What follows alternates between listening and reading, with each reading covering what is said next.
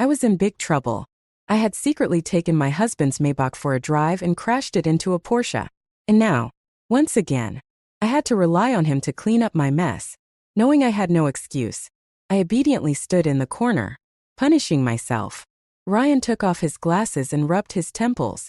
Even if a child makes a mistake, they still have to face consequences. My heart pounded. Every time he took off his glasses, I knew he was about to kiss me, but when he started removing his watch, that was when I knew I was done for. Was it too late to run now? Having a husband to rely on was one of life's little pleasures. My husband, Ryan Carter, was a renowned top-tier lawyer in the country, never lost a case. Every time he appeared as a guest on legal talk shows, he gained a whole new wave of female fans. After all, in the legal world, Ryan Carter's looks were top-notch. Sharp features, a chiseled jawline, piercing eyes under thick eyebrows, an effortlessly handsome man who had no idea how attractive he was. Yet, despite everything, when it came to me, he was always at a loss. I had only gotten my driver's license recently, thinking it would be harmless. I secretly took his Maybach for a quick trip to buy groceries. Unfortunately, my driving skills weren't great, and I crashed into a Porsche that was switching lanes. The Porsche owner stormed out, fuming. He glanced at the severely dented rear of his car, then turned to me, pointing angrily. "Do you even know how to drive? Get out. Get out now. Let's talk about how you're going to pay for this. Did you hear me? Get out of the car." Oh no, this guy looked really aggressive. With trembling hands, he quickly called Ryan. What happened? His deep, magnetic voice always made me feel safe, but I still couldn't hide the tremor in mine. "Honey, I got into a car accident." There was a 2-second pause on the other end. Then, I heard him speaking to someone in a composed, authoritative tone. "Apologies, everyone. Something came up at home. The meeting is canceled for now." I could already picture him grabbing his suit jacket and heading out the door. Even in a rush, he still reassured me. "Get out of the car and stand somewhere safe. Wait for me." I stood pitifully on the sidewalk while the Porsche owner kept berating me. From a distance, I finally saw Ryan stepping out of his car.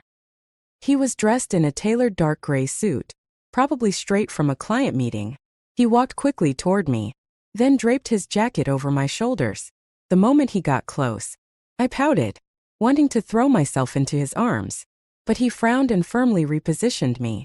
"Stand properly. We'll deal with this later." The Porsche owner had been ranting nonstop, but the moment he saw Ryan, his expression did a complete 180. "Oh, Mrs. Carter?" No wonder the car looked familiar. He immediately put on a flattering smile. "It's fine. It's fine. I'll just call my insurance company." That was way easier than I expected. Well, I suppose there really was no problem Ryan couldn't solve. After handling the mess I caused, Ryan shoved me into the car and silently drove us home. The air in the car felt heavy. Sensing his mood, I wisely kept my mouth shut, following him inside without a word. As soon as we stepped in, I instinctively went to stand in the corner, facing the wall. Every time I messed up, I was made to stand in the corner as punishment, and usually, I'd end up whining about domestic abuse, guilt-tripping him into apologizing. But this time, he was genuinely mad. With his arms crossed, he towered over me, his expression dark and serious. "How many times have I told you not to drive by yourself? Why won't you listen?" I lowered my head. "I wanted to go to the seafood market. You said you've been craving fresh seafood lately." My voice got softer and softer. Seeing that he wasn't responding, I quickly hugged him, looking up at him with teary eyes. "I was wrong. Punish me however you want." Instead of scolding me, he gently tucked a loose strand of my hair behind my ear. "The housekeeper can cook. You don't have to do anything. Just be happy. That's enough for me." Loving him was embarrassing. Even after all these years together, I still blushed whenever I said sweet words to him. But at last, he smiled. It was just a faint, subtle curve of his lips. But I knew the crisis was over. I wrapped my arms around his neck, rubbing my head against him like a little kitten. If he were a cat, if Ryan were a cat, he would definitely be a Maine Coon, looking fierce on the outside but actually gentle at heart. But I had been too quick to celebrate. Even if a child makes a mistake, they still have to face consequences. His slender fingers pinched the gold-rimmed glasses as he took them off, his warm breath brushing against my skin. His deep gaze carried a dangerous glint. My heart pounded. Every time he removed his glasses, I knew he was going to kiss me, but when he started taking off his watch, that familiar sense of dread made my legs go weak. I knew I was done for. If I didn't escape now, when would I? I immediately gathered my dress and bolted. Behind me, Ryan called my name in a helpless tone, but I ignored him and shut myself in the study.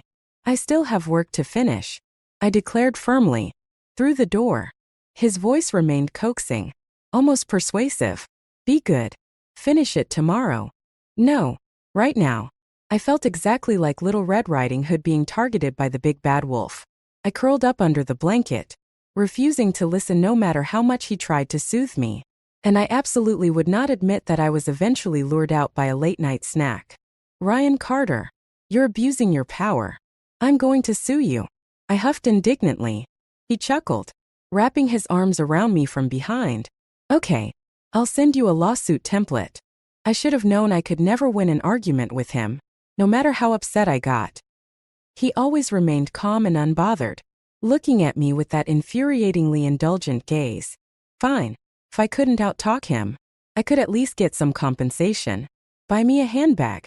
Make it hurt a little, just so I can feel a bit better. After all, after everything he put me through tonight, I deserved a little reward, didn't I? He raised an eyebrow.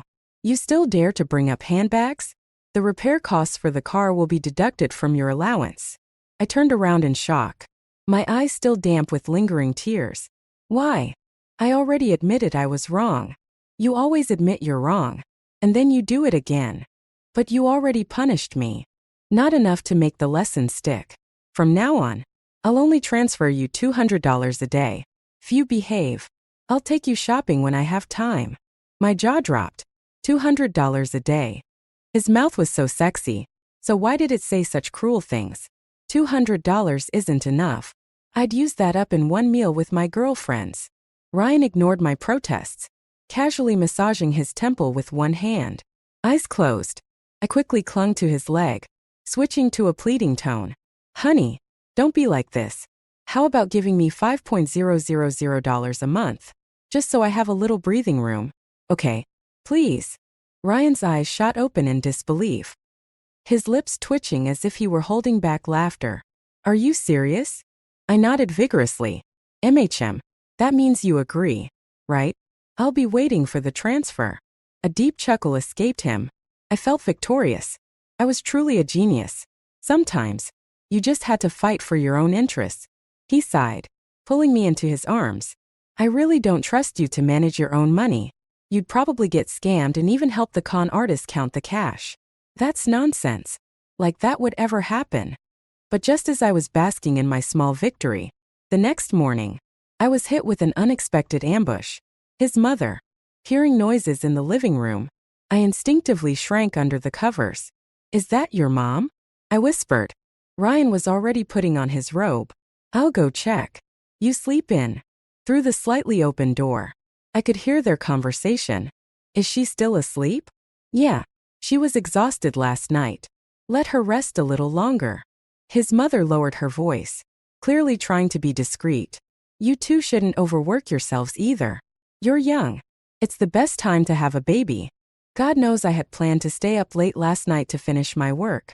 But things didn't go as planned. Barefoot, I crept closer to the door, curious to hear how Ryan would handle his mother's sudden push for grandchildren. She's still young. There's no rush, he replied casually. I scoffed. Young? I was not that young. His mother clearly wasn't convinced either. 22 isn't young anymore. Besides, you're almost 30. If you have kids now, I can still help you take care of them. Ryan was running out of ways to deflect. I smirked. Now, let's see how he gets out of this one. I couldn't bear it anymore. Taking a deep breath, I pulled open the door and stepped out. Mom, you're here. Why didn't you tell me in advance? I would have come to pick you up. Smiling, I walked over and hugged her. This old lady always acted tough, but she was soft at heart. Every time I hugged her, she would complain about me being too clingy. Yet her smile would bloom like a flower. "Oh, my dear, you're finally awake. I brought you some hot soup. Drink it while it's warm." Out of the corner of my eye, I saw Ryan let out a quiet sigh of relief. He leaned back, watching me butter up his mother with an amused smirk.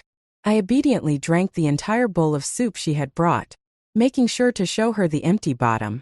"Look, I finished it all," I beamed, hoping to earn some extra points. Meanwhile, Ryan stared at the untouched bowl of herbal soup in front of him with an obvious look of reluctance. He frowned slightly. "Mom, you really don't have to go through all this trouble making this soup. Every time I drink it, I get nosebleeds." His mother waved a dismissive hand. I adjusted the ingredients this time. I removed a few of the heat-inducing herbs. "So you won't get a nosebleed. Just drink it. Don't worry."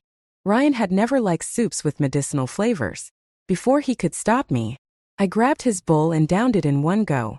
Even my hiccups tasted like herbs. Honestly, I didn't mind it at all. I actually kind of liked it.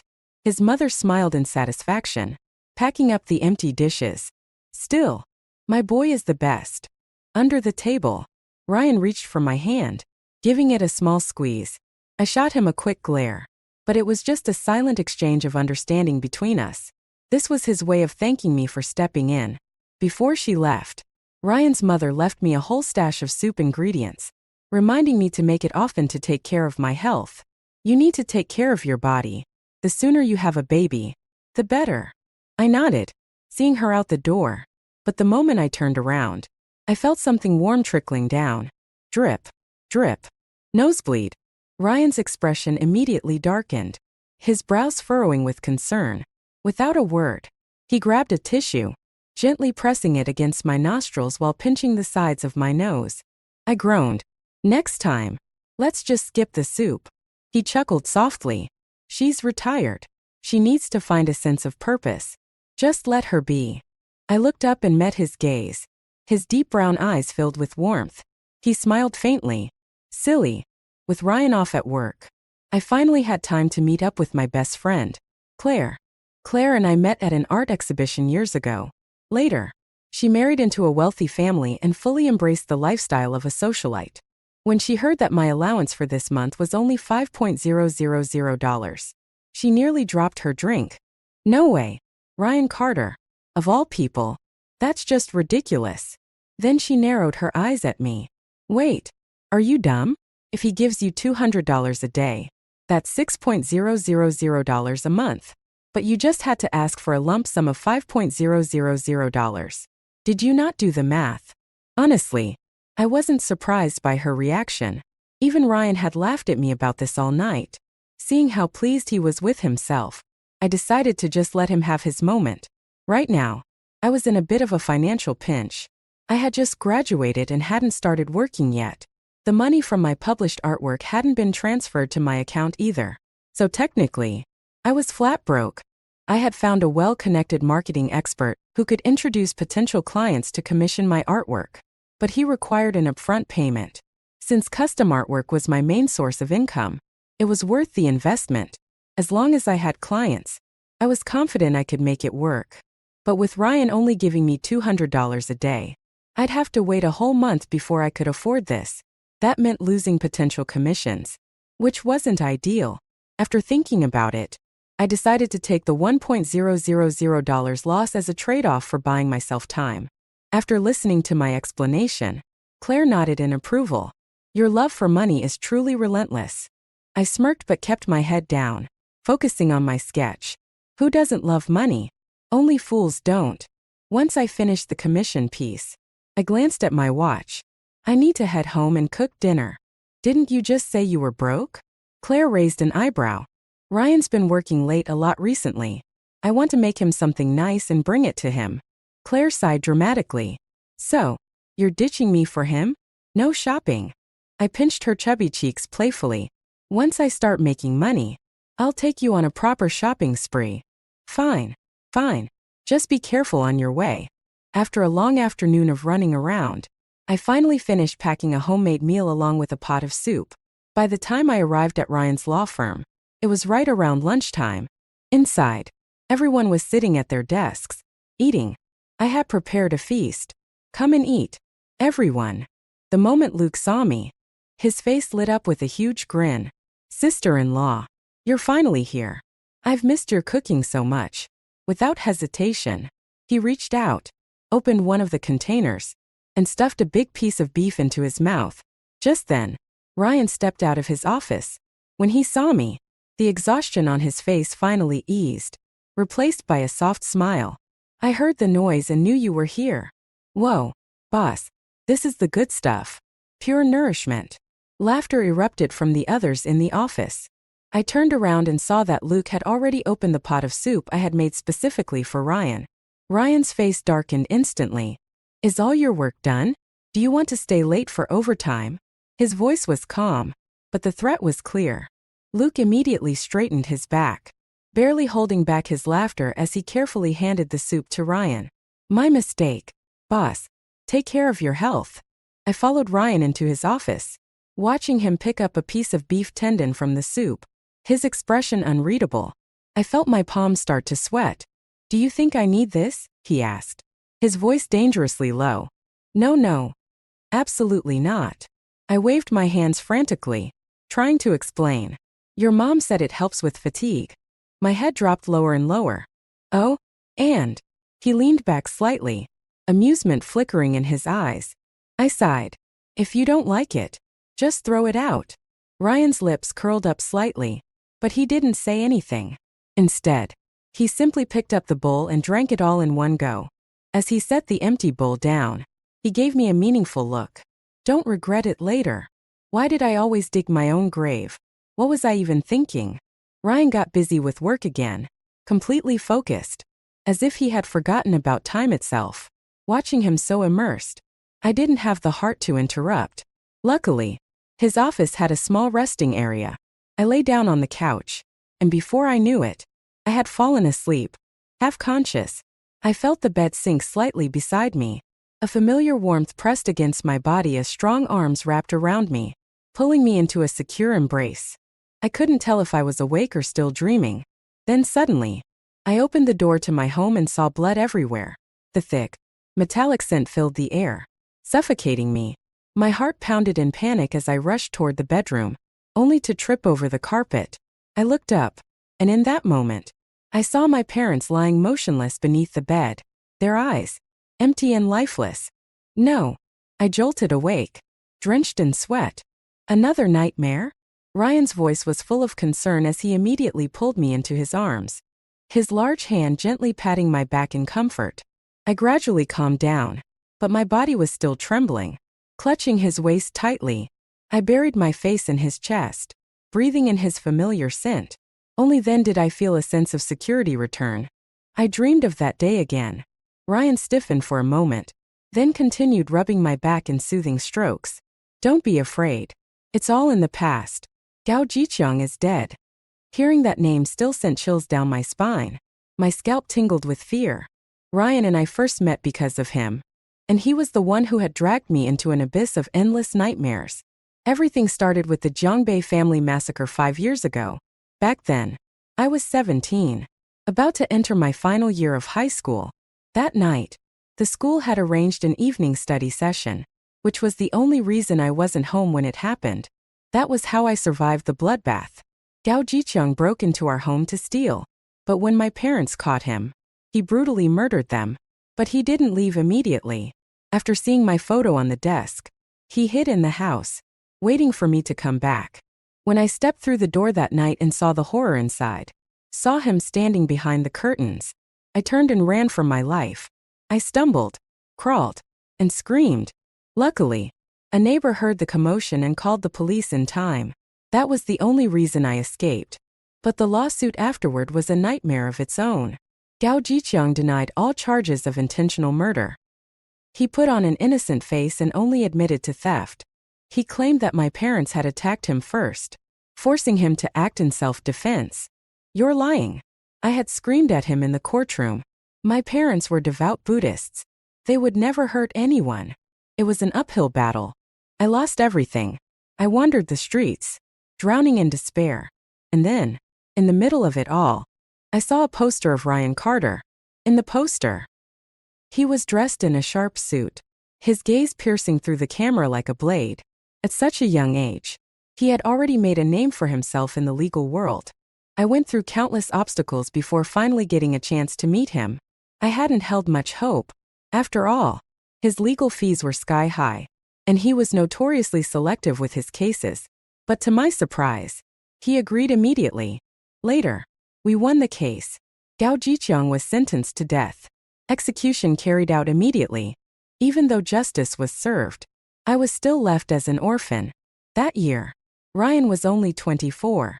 He stood at my doorstep, backlit by the sunlight, looking like an angel who had descended to earth.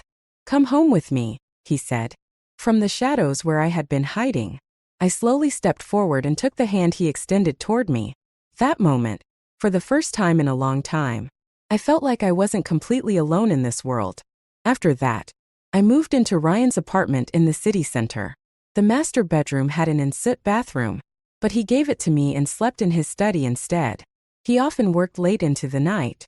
The trauma of losing my parents hit me hard. My grades, which had always been in the top 3 of my class, plummeted.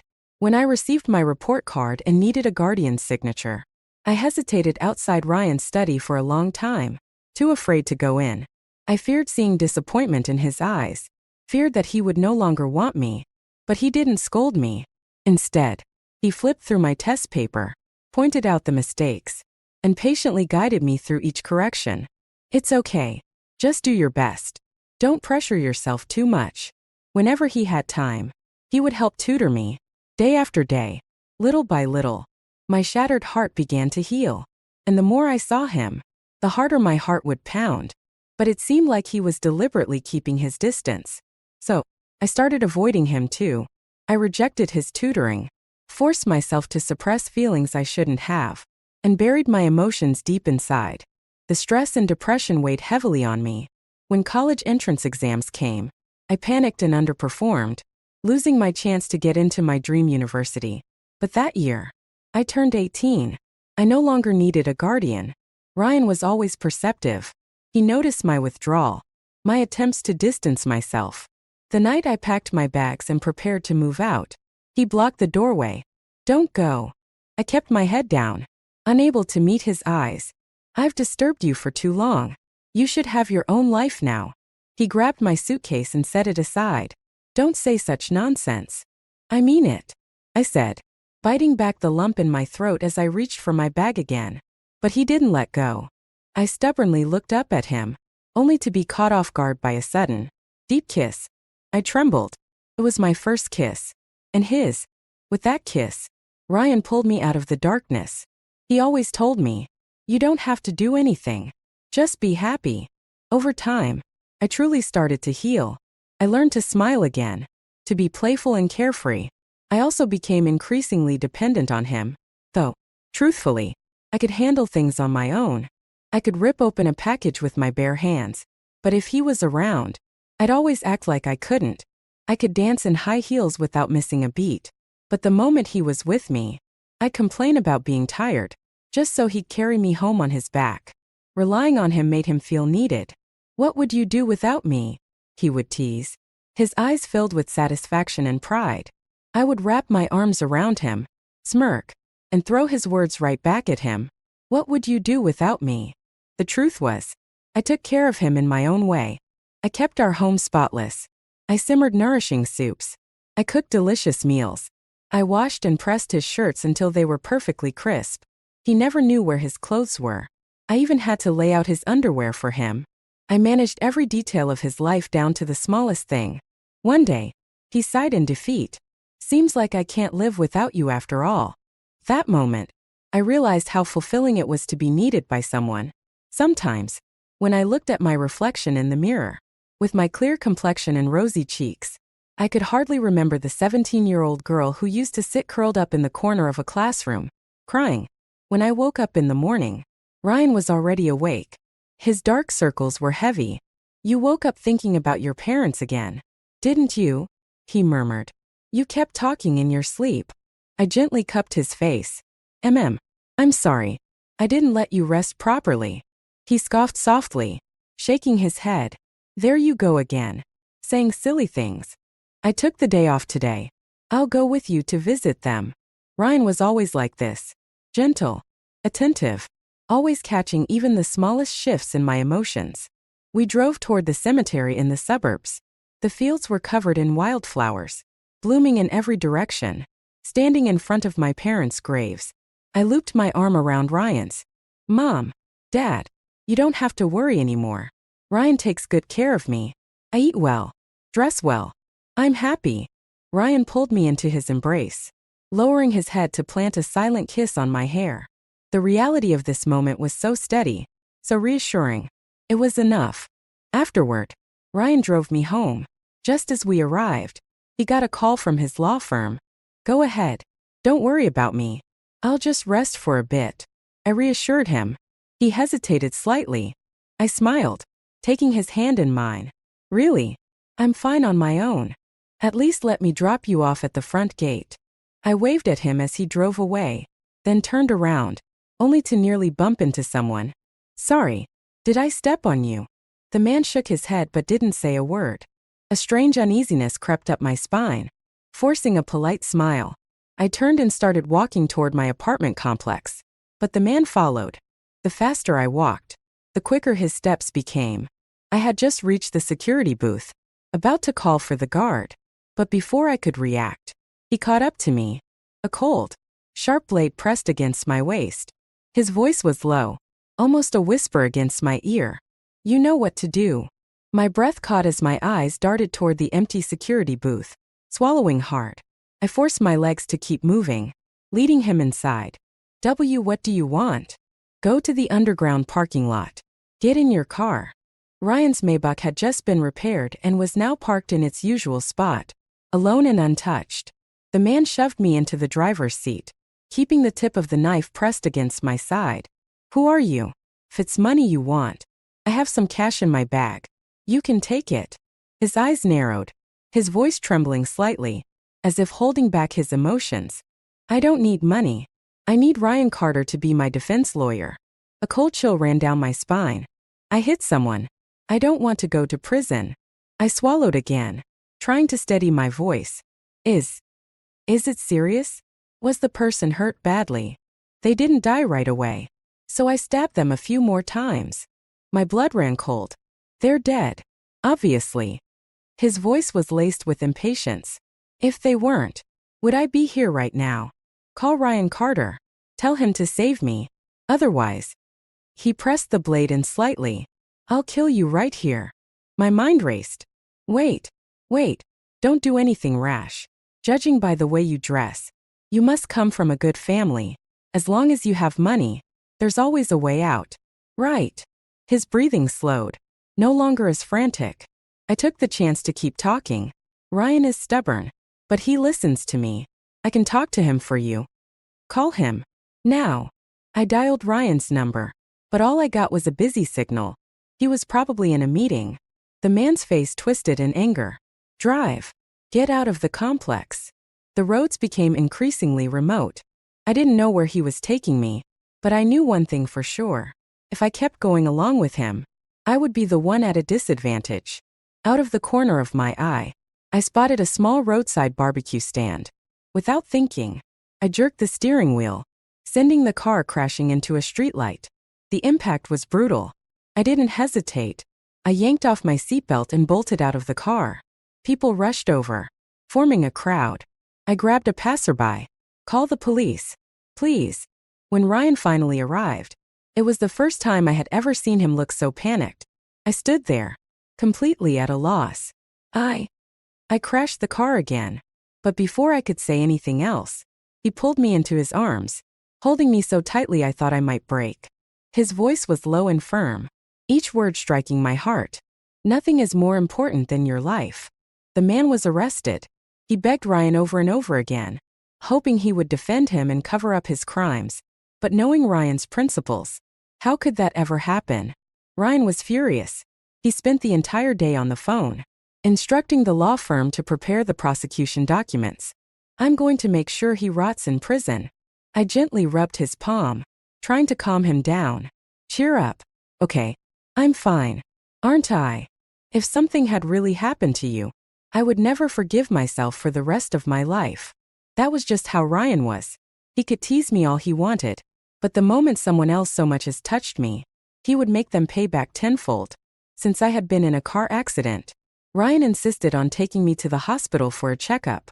When his mother arrived, she was furious. She stormed up and punched Ryan twice on the arm. Why can't you learn to be a little more flexible? You insist on making enemies everywhere. Stop dragging my daughter-in-law into your messes. Ryan remained silent, standing there and taking the scolding. My heart ached for him. Mom, it's not that he isn't flexible, I said, grinning. He understands the ways of the world. He just chooses not to follow them. And I like him that way. That made her laugh. She rolled her eyes at Ryan before muttering, "You're lucky she spoils you." Of course, I spoiled him. He was my husband. After all, in a world where money ruled everything, Ryan had refused to be bought, standing firm on his beliefs. That, to me, was his greatest quality. As his wife, I could never be a burden to him. Recently, I had been receiving a lot of commissioned work for my artwork. Seeing my bank balance grow, I finally understood the joy of making my own money. Of course, this was from a secret bank account, also known as my rainy day fund. But I had already decided, with my first paycheck, I would treat Ryan to a nice meal. I sent him a message from a restaurant near his law firm. "Mr. Carter, would you be free for lunch with this humble lady? My treat." Ryan replied almost immediately, "Never miss an opportunity. Name your price." I rolled my eyes. "I'm not asking for money. I just got my first paycheck, and I want to treat you to a meal." Such a suspiciously kind gesture. "Send me your location." I sighed. This was exactly why I had such a love-hate relationship with him. Sometimes, his words were sharper than a knife. While waiting at a window seat, I got bored and started taking selfies. Suddenly, I heard the sharp clack of high heels approaching. Looking up, I saw a gorgeous woman walk through the door. She wore a silk blouse tucked into a fitted pencil skirt, her long curls cascading over her shoulders. The moment she stepped inside, she caught the attention of nearly every man in the room. I had always admired beautiful women, so I couldn't help but stare a little longer. But then I realized, she was walking toward me. "You must be Mrs. Carter," she said, smiling warmly. "I recognized you from the photo on Mr. Carter's desk." I blinked. "And you are?" She gracefully took the seat across from me, her smile never wavering. "My name is Una. I'm an intern at Carter & Associates. I work under Mr. Carter." Oh, not only was she gorgeous, but she was also talented. "I've heard only the best in the industry can get into Ryan's law firm," I commented. Una smiled, her bright red lips parting to reveal perfect teeth. She really was stunning. "I'm actually Ryan's junior from law school," she explained. "I wouldn't have made it here without his help. He's been taking great care of me ever since I moved to this city. I don't know what I would have done without him." Something about her words rubbed me the wrong way. Still, out of politeness, I called a waiter over. "You've been talking for a while. Want to order something to drink? How about a milk tea?" She shook her head lightly. "Just a glass of water, please. I'm like Mr. Carter. We're not fond of sweet drinks." I sighed inwardly. Why did she keep bringing him up? Annoyed, I lowered my head and quickly sent Ryan a message. "You have 10 minutes. If you're not here, you're sleeping in the study tonight." Una, meanwhile, continued speaking. "Ryan really enjoys this brand of sugar-free tea," she said, pulling out her phone. "When we traveled for a case last time, we even took a picture together. Let me show you." As she flipped through her gallery, an image suddenly popped up. A photo of Ryan asleep in bed. In the picture, Una was sitting beside him, smiling at the camera, pointing playfully at his sleeping face. Even if it was just a fleeting moment, the implication was enough to make my blood run cold. I was sure now, the man in the photo was Ryan. He quickly snatched the phone back from Una. "Last month, during the business trip, I had too much to drink. She helped me back to my room." I wasn't sure if he had intentionally let that slip, or if it was just an accident, but my mind went completely blank. I suddenly remembered that night. Ryan's only business trip where he hadn't called me before bed. What were they talking about so happily? Yuna's eyes practically sparkled when she saw Ryan walk in. Ryan took the seat beside me and reached for my iced tea. Frowning. You shouldn't be drinking cold drinks right now. I shot him a glare, grabbed the cup, and took a big sip out of spite. I'll drink whatever I want. Stay out of it. The air became tense. Yuna gave a slightly awkward smile. I'll leave you two alone. Then, Ryan, without a word, took the iced tea from me and replaced it with a cup of hot water. Drink something warm. I ignored him. Instead, I looked him straight in the eye and asked, last month, on Tuesday the 18th, during your business trip, why didn't you answer my call that night? My voice was steady, but my heart was pounding. Ryan, you'd better give me a reasonable explanation. Otherwise, you'll never see me again. Ryan's brows furrowed. I drank too much that night. I called you the next morning to explain. And who did you sleep with that night? I wasn't buying his excuses. Ryan remained silent, but his face darkened. I forced a smile. Is it because other women are gentler than me? His expression was complicated. It was the same look he always had when I threw a tantrum. Helpless, but unwilling to argue. Jeune Nanine, he said, calling my full name. A rare thing unless he was genuinely upset.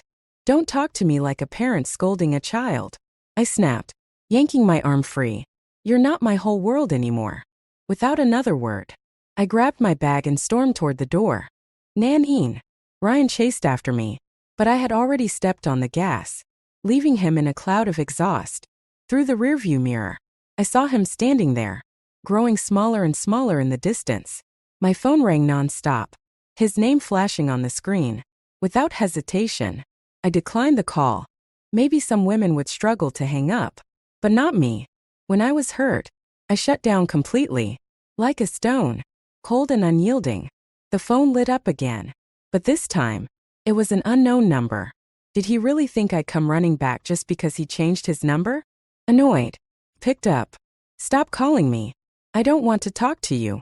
There was a brief pause. Then a male voice said, Hello, I'm opening a new restaurant and need someone to design murals for the interior. Someone recommended you. Oh, business.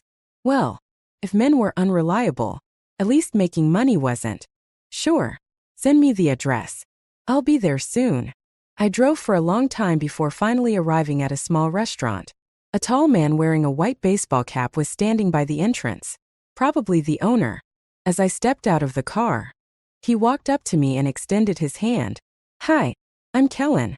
I'd like you to design some murals for my restaurant. I shook his hand briefly, noticing how firm and strong his grip was before pulling away. Got it. Do you have a theme in mind? Let me show you the layout first, he said, opening the restaurant door and gesturing for me to follow. I hesitated slightly upon seeing the empty restaurant, but he immediately smiled. Don't worry, I'm not a creep. His attempt to reassure me only made me feel more on edge, but I didn't want to appear rude, so I stepped inside. The walls were worn and cracked, and the air smelled musty. If you want murals, you might need to repaint the walls first, I said, turning back, only to see the eerie glint in Kellen's eyes. A chill ran down my spine. Jeune Nanine, he said, his voice dangerously low. I've been waiting for this moment for a long time. Before I could react, something hard slammed against my head. Pain exploded through my skull. The last thing I saw was Kellen swinging a baseball bat toward me. Then, darkness. When I regained consciousness, my head was still throbbing. I was in a dimly lit, damp room. The air was thick with the scent of mildew. Kellen sat in a chair across from me, smiling faintly. You look even better than before, he said. If you weren't my enemy, I might have fallen for you. I tried to struggle, but my entire body was tightly bound. I don't hold grudges against people. You must have the wrong person. Kellen sneered, lighting a cigarette. Even if you turned to ashes, I wouldn't mistake you. He reached into his pocket and pulled out a photograph of me at 17. My breath caught in my throat. This was the same photo Gao Jiqiang had taken from my room all those years ago. I slowly looked up at Kellen, and that's when I saw it. The resemblance. His sharp eyes. The slight curve of his brow. You're his son, I whispered. Kellen grinned. Smart girl. His fingers tightened around my jaw, his eyes burning with hatred. My father could have gotten a suspended death sentence, but you had to go and hire Ryan Carter, leaving him with no way out. I met his gaze, fury burning in my chest. I gave him no way out? Who gave my parents a way out? Before Kellen could respond, my phone rang again. Ryan's name flashed on the screen. Kellen let out a cold laugh. Ryan Carter loves you so much. Do you think if he finds your body rotting in the wilderness, he'll be heartbroken? Fear gripped me, but I forced myself to stay calm. I let out a dry chuckle. Ryan and I are as good as over. He cheated on me last month with his female colleague. If you kill me, you'll actually be doing him a favor by getting rid of an obstacle. He'd probably be relieved, not heartbroken. Kellen's grip on my jaw tightened. I've been watching him for a long time, he muttered. That man barely even looks at other women. Except for you. Hearing Ryan's loyalty confirmed by a criminal, I wasn't sure whether to feel happy or devastated. Happy that, despite everything, I was the only woman Ryan had ever loved. Devastated that I might not live long enough to see him again. Say what you need to say, and know when to shut up. Kellen pressed the tip of a curved knife against my throat and answered the call, putting it on speaker. Nanine. It's me. I took a deep breath, then snapped. Ryan, you're so annoying. I'm busy. Ryan had once told me, if either of us was ever in danger, we had a secret code. No matter how much we argued, we never said, you're annoying. That phrase was our signal. There was a 2-second pause. When Ryan spoke again, his voice was dangerously low. Are you with someone? Kellen's grip tightened, warning me. I forced a casual tone. It's just the two of us. Just one person?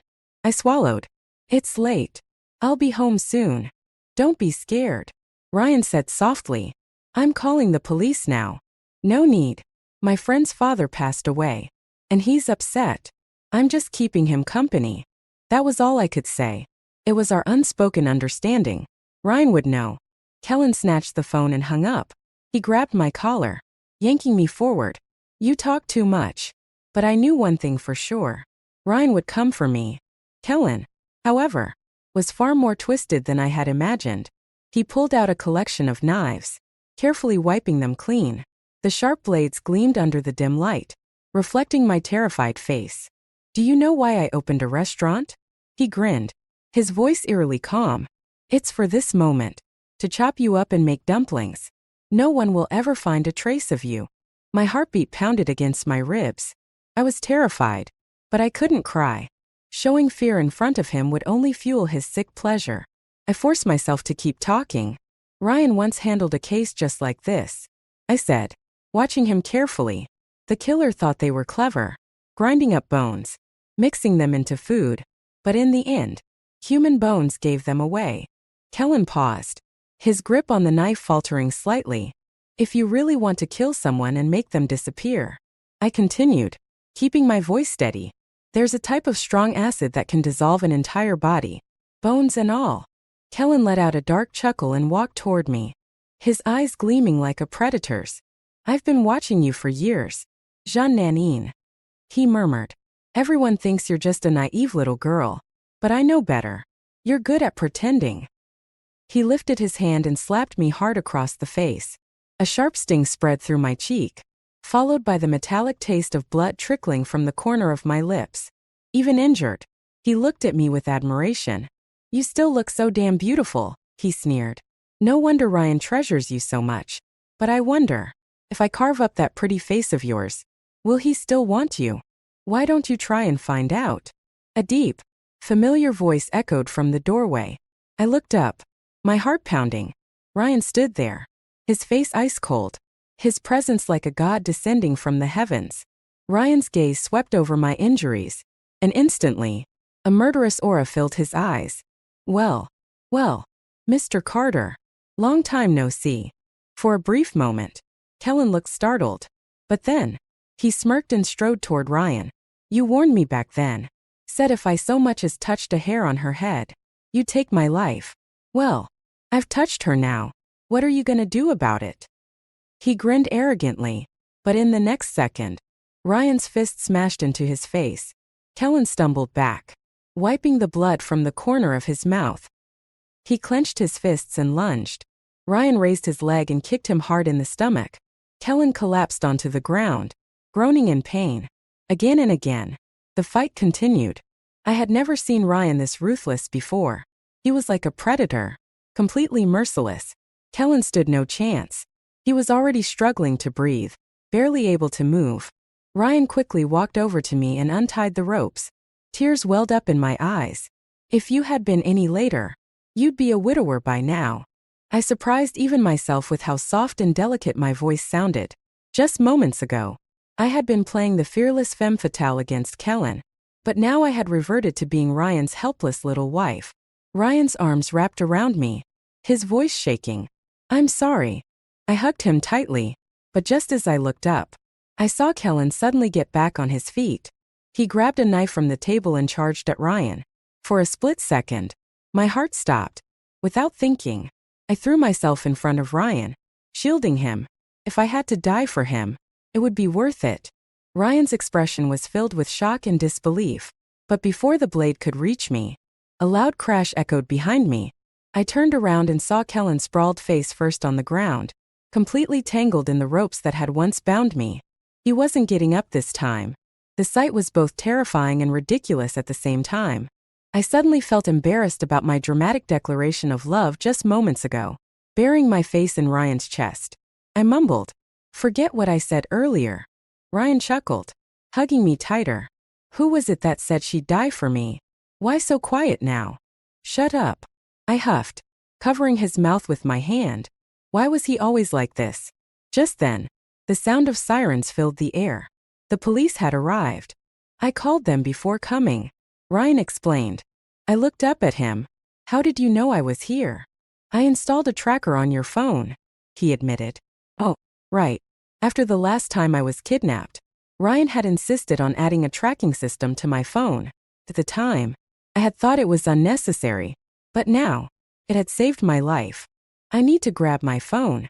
That phone was my lifeline. I walked over to the table, picked it up, and turned back to Ryan with a smile. Got it. He smiled and reached out his hand. Let's go home. Just as I stepped toward him, a deafening explosion erupted behind me. Ryan's smile vanished in an instant. Before I could react, a metal frame flew toward me, slamming into my body. Everything faded into darkness. I felt like I was floating in an endless void, unable to find my way out. In the distance, I saw my parents walking toward me. Their faces were warm and kind, just like I remembered.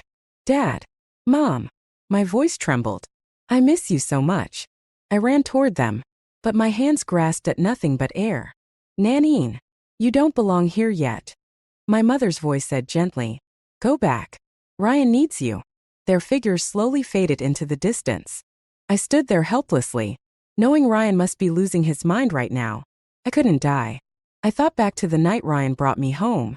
After my parents died, I had lost the will to live. One night, overwhelmed by despair, I slit my wrist. As I watched the crimson blood trickle down, tears streamed silently down my face. My vision blurred.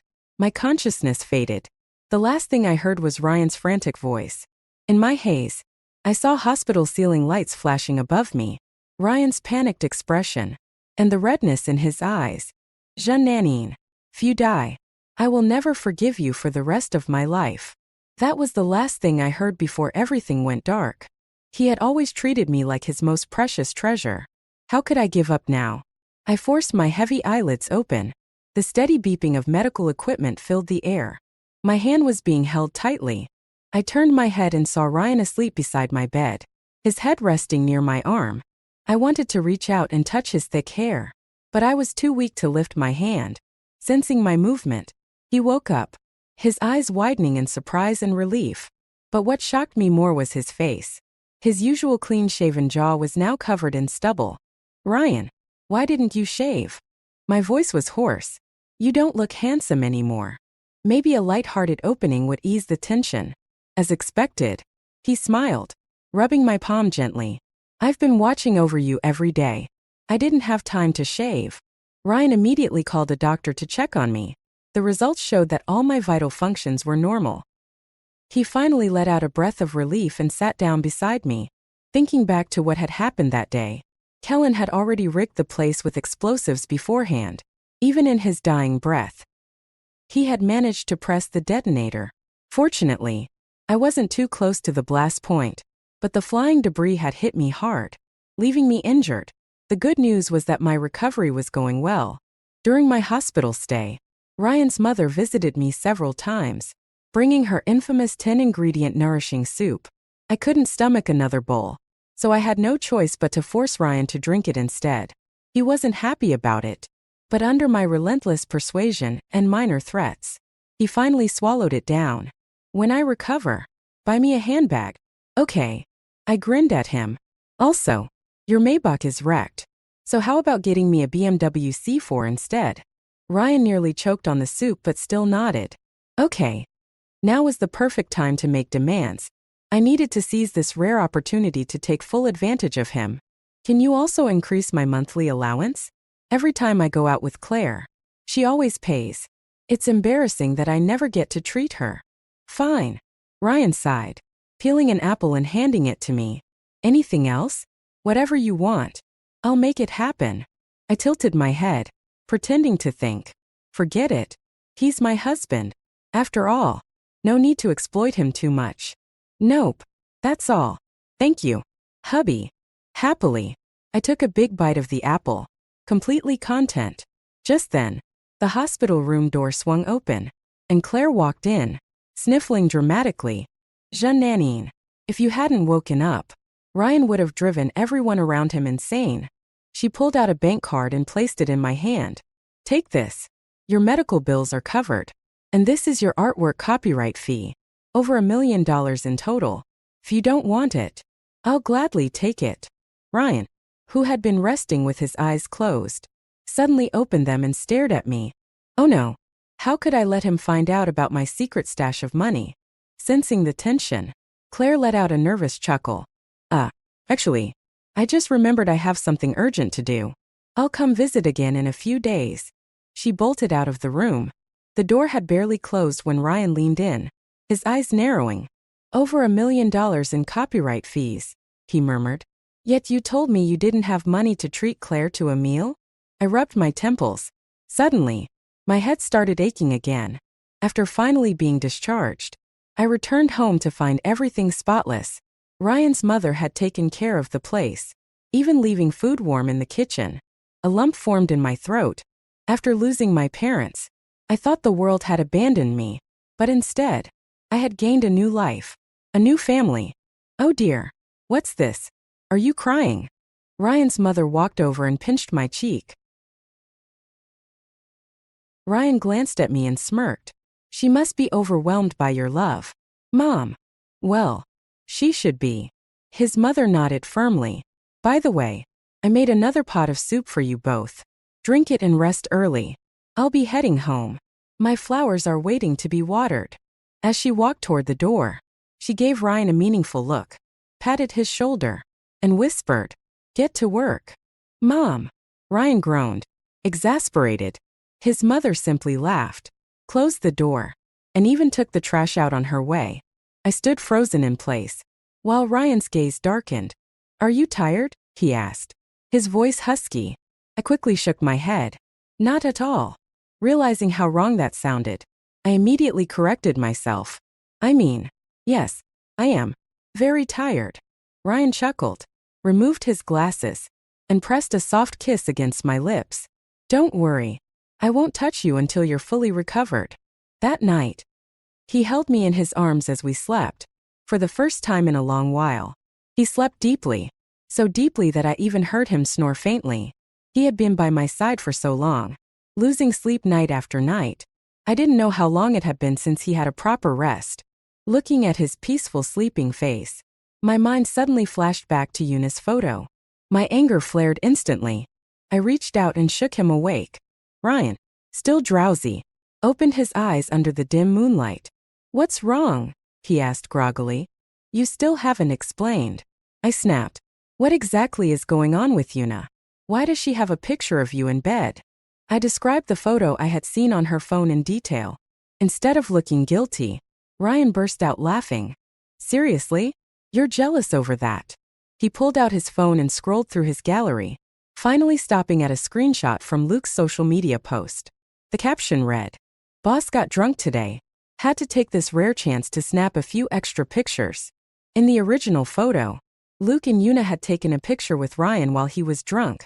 But in Yuna's version, she had cropped Luke out, making it seem like it was just her and Ryan in the photo. So that was the truth behind it. Feeling a bit embarrassed, I chuckled awkwardly. You should go back to sleep." "Sleep?"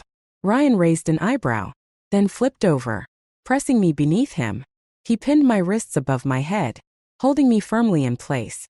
"Didn't you say you wouldn't do anything until I was fully recovered?" Ryan's lips brushed against mine as he whispered, "That agreement is invalid."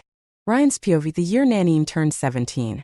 The first time I met her, she walked into my law firm's reception area, her eyes red and filled with tears, sorrow lingering in their depths. That helpless expression struck me right in the heart.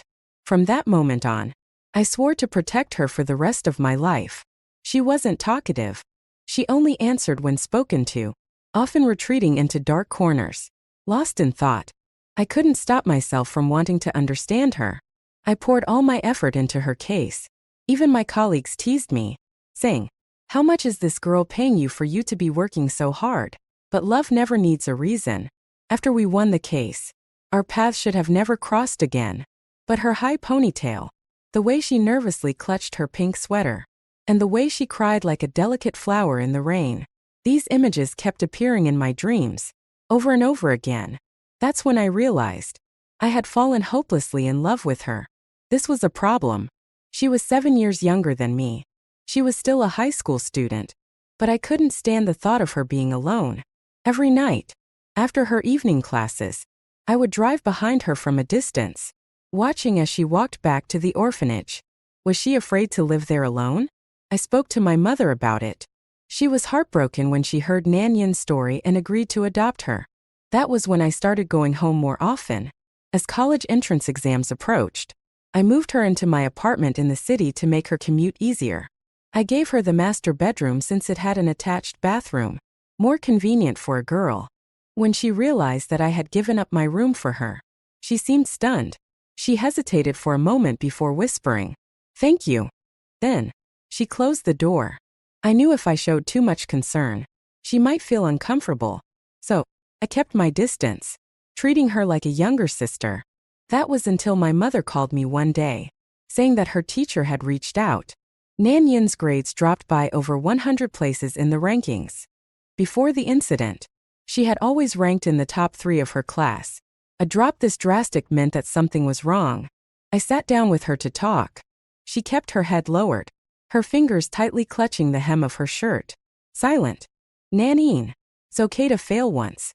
You don't need to pressure yourself." Cleared my schedule, dropping several cases so I could personally tutor her.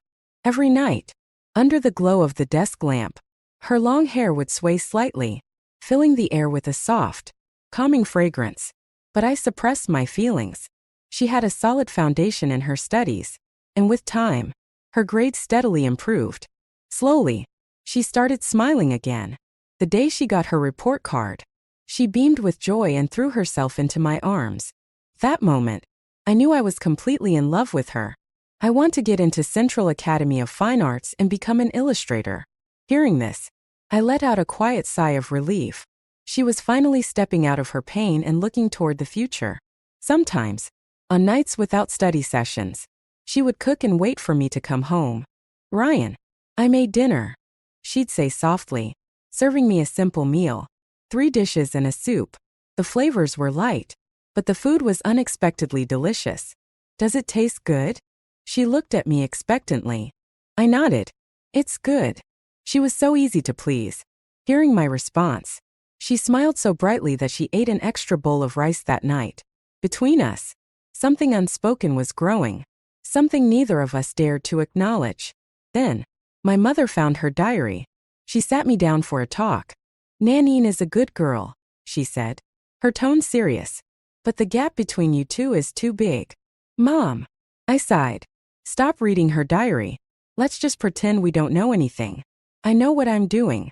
From that day forward, I started avoiding her. I worked overtime more often, buried myself in cases, kept myself busy. I thought she was doing fine, until the day of her college entrance exams. She had a breakdown. I don't deserve to get into Central Academy of Fine Arts, she sobbed. I don't deserve to be an illustrator. I don't even deserve the kindness you've given me. The moment she saw her results, she locked herself in her room and refused to eat or drink. I was worried she might do something reckless again. I grabbed the key and unlocked the door. Under the dim moonlight, I saw her crouched in the corner, sobbing. My heart clenched painfully. Nanine, if you want, I can send you abroad for your studies. You said you didn't care about me anymore. Her voice was hoarse. Just leave. I don't want to see you. She grabbed the pillow in his arms and threw it at me. I let out a helpless sigh. I never stopped caring about you. As long as you're happy, I'm willing to do anything. But, would you really be happy staying by my side? Thinking back on those memories, my chest still tightened with pain. For a long time, we were both trapped in an endless struggle. To avoid making things difficult for me, she even considered leaving the house. I spent my days in a daze, barely functioning. Thankfully, in the end, I took that leap of faith. I stopped caring about our age gap, stopped worrying about what people would say. Those rumors that he was only with me for my status. I ignored it all. Instead, I held on to him tightly, refusing to let go. When she got into college, she chose to stay in the city instead of going far away. She enrolled in an art school to further his studies. Every time I picked him up in my Maybach, her classmates would whisper among themselves. But instead of feeling embarrassed, she only stood taller, puffing out her chest as she got into the car. Then, in a quiet voice, she would murmur in my ear, "Babe, next time, can you get out and open the door for me?" I glanced at her. "Why? Did you lose your hands?" She pouted. His big eyes filled with a pitiful plea. "My classmates keep spreading rumors that I'm being kept by an old man. No matter how much I explain, they don't believe me. If you open the door for me, they'll finally see how young and handsome my husband is." I couldn't keep up with his wild logic. But still, I agreed. Every time I saw her running out of school and throwing herself into my arms, I felt like I had reached the pinnacle of happiness. "This is my husband," she would proudly declare to her classmates. "Once I graduate, we're getting married." She never showed the slightest embarrassment. It was as if the girl who once hid in the shadows, crying alone, had completely disappeared from her body. Everything we had gone through, no one else could ever replace that. Even on our wedding day, someone who stood at 6 feet 2 inches and considered myself a manly man, actually cried. I cried. At the altar, in front of all our guests. Nanine, on the other hand, stuck out her tongue playfully and turned to the audience. "Sorry, everyone. My husband has a low tolerance for emotional moments." This heartless little troublemaker. Right in front of everyone. We vowed to spend the rest of our lives together. Our married life turned out exactly as I had imagined. Sweet and full of laughter. After an exhausting day at work, coming home to see her was enough to wipe away all my fatigue. Now, she spent her days chattering nonstop, always smiling with pure satisfaction. But she was obsessed with buying handbags. I never understood why women loved bags so much. Different seasons require different bags. According to Nanine, different moods also require different bags. Out of 365 days a year, aside from Qingming Festival, she found a reason to buy a bag for every single holiday. In the end, I gave up trying to understand. As long as she was happy, it was fine. I just considered it recharging her happiness meter. And honestly, spending money on her was worth it. If I could make him carefree, fill her life with love, and erase all the shadows of his past, then I had already achieved the greatest success of my lifetime.